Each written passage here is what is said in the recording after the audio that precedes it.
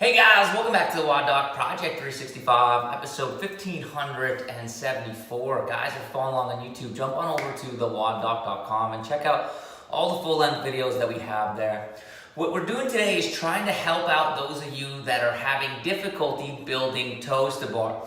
Now, there's a whole bunch of reasons why, whether it's upper body strength or lower body strength, but when we first start out, it's normally a combination of the both, right? So normally we don't have enough contraction. We're not able to close the angle well enough with our lats, and we're also not able to lift our lift our hamstrings or lift our quads up.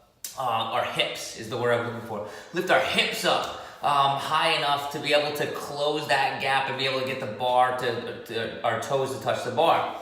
So when we start this out, we start out with knees to chest, right?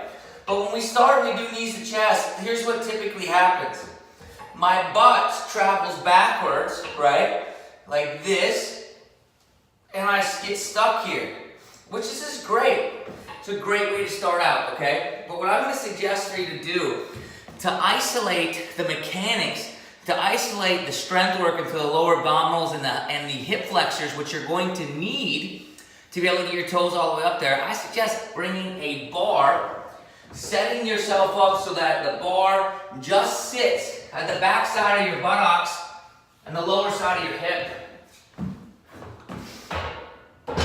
So now you don't shift backwards, okay? And it allows you to concentrate on bringing yourself up into a position that's going to allow you to eventually get your knees and toes up high enough to be able to do a Toe2Bar.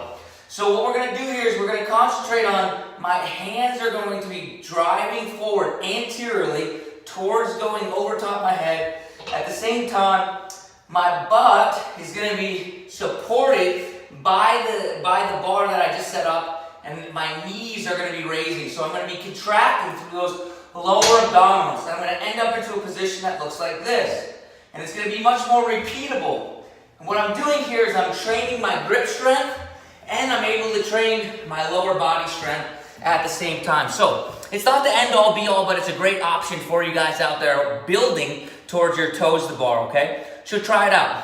Get a bar, put it at your hip height that it would be at when you're laying, when you're hanging from the bar, and then practice a couple that way.